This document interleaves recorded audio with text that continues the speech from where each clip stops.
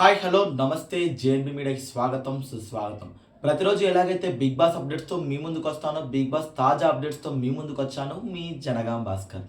Big బాస్లో ఈ Sunday elimination కాస్త కొంచెం డిఫరెంట్గా సాగిందని చెప్పొచ్చు. అండ్ ఈ వారం ఎలిమినేషన్ కూడా లేకపోవడం ప్రతి ఒక్కరిని సంతోషం కలిగించింది. ఎందుకంటే అవినాష్ వైల్డ్ కార్డ్గా వచ్చినప్పటి నుండి ఎంటర్టైన్మెంట్ విధంగా చాలా అంటే చాలా బాగా చేస్తున్నాడు. అలాంటి కంటెస్టెంట్ ఎలిమినేట్ అయ్యాడు అంటే ప్రతి ఒక్కరు చాలా బాధపడుతున్నారు. ఎందుకంటే తనకు అంత ఓటింగ్‌కి తక్కువ రావడం ఏంటని చెప్పేసి ప్రతి ఒక్కరికి ఒక డౌట్ ఉంది.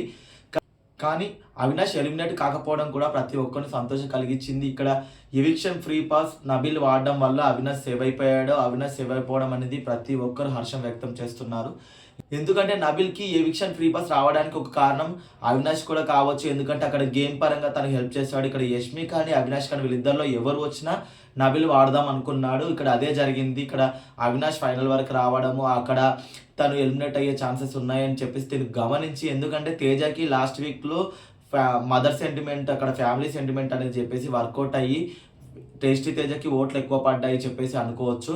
ఇక్కడ అదే రీజన్ అయ్యి కూడా ఆలోచించి కూడా నబీల్ ఇక్కడ వాడడం జరిగింది. ఇక్కడ అదే నిజమైంది. ఇక్కడ నబీల్ ఆలోచన కరెక్ట్ అవ్వడం వల్ల అవినాష్ సేవ్ అయిపోయాడు. అవినాష్ సేవ్ అవ్వడం వల్ల ఈ వీక్ చాలా ప్రశాంతంగా సంతోషంగా ముగిసిందని చెప్పుకోవచ్చు.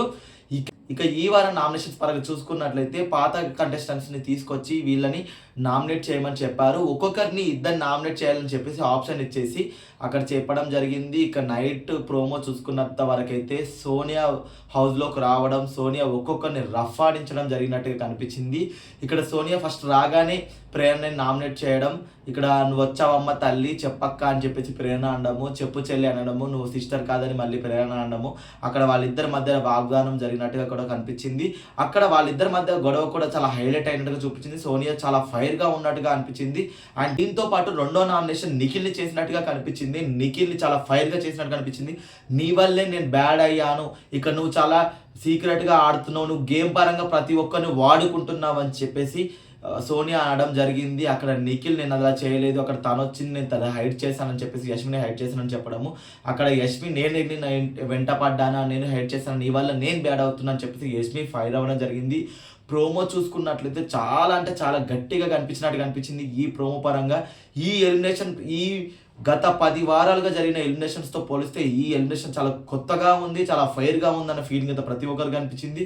చూసే ప్రతి ఒక్కరు ఎప్పుడు నామినేషన్ స్టార్ట్ అవుతాయా, ఎప్పుడు చూద్దాం అన్నట్టుగా కూడా ప్రతి ఒక్కరు వేచి చేస్తున్నారు. ఈ వీక్ నామినేషన్స్ చాలా రసవత్తంగా సాగుతున్నట్టు అనిపించింది.